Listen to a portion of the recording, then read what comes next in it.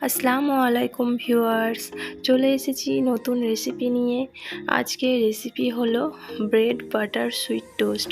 তো এই রেসিপিটি একদম সহজ, মাত্র 2 থেকে 3 মিনিট সময় নিয়ে রেসিপিটি করতে পারবেন। এটা সকাল বা বিকেলের নাস্তায় দারুণ যায়, আর সঙ্গে যদি চা থাকে তাহলে তো কোনো কথাই নেই।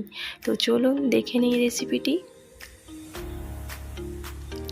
তো ব্রেড বাটার সুইট টোস্ট করতে যেটা লাগবে সেটা হচ্ছে ব্রেড। তো আপনারা এখানে হোয়াইট ব্রেডও নিতে পারেন, আমি এখানে ব্রাউন ব্রেড নিয়েছি। এখন এই ব্রেডটাকে 4টি ভাগে ভাগ করে নিচ্ছি।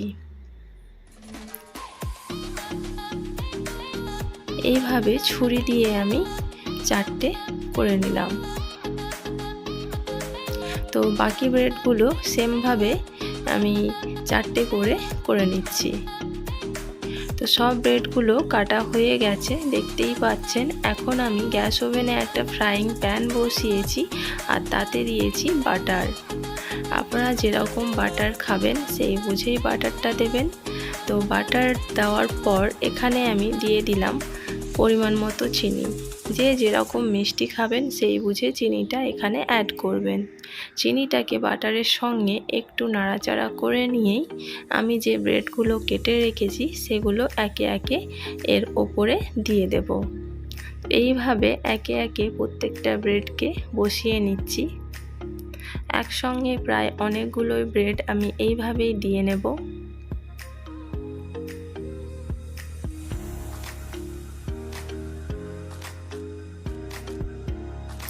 এটা করতে কিন্তু একদম বেশি সময় লাগে না, আর গ্যাসের আঁচটা কিন্তু এই সময় একটু মিডিয়াম রেখে করলে ভালো হয়, নইলে চিনিটা দ্রুত লাল হয়ে পুড়ে যেতে পারে। এখন বেশ কয়েক সেকেন্ড হয়ে যাওয়ার পর আমি খুন্তির সাহায্যে ব্রেডগুলোকে একটা একটা করে উল্টে দেব।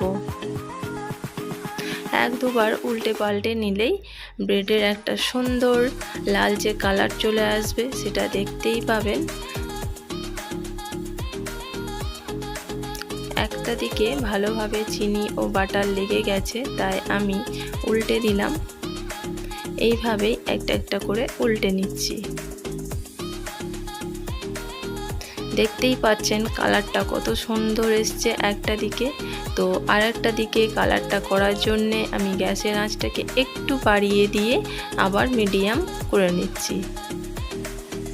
আপনারা যদি আর একটু ক্রিস্পি টাইপের ব্রেডটা চান, মানে একদমই ক্রিস্পি, তাহলে আর একটু বেশি সময় নিয়ে ব্রেডটাকে এই ফ্রাইং প্যানের মধ্যেই রাখতে হবে মিডিয়াম আঁচে, তাহলে একদম মুচমুচে হয়ে যায়। তো তৈরি হয়ে গেল আমার ব্রেড টোস্ট। বাকিগুলো আমি সেমভাবে করে নিচ্ছি। এখন আমি এইগুলো একটা প্লেটে নামিয়ে নিচ্ছি। পরিবেশন করে নিয়েছি।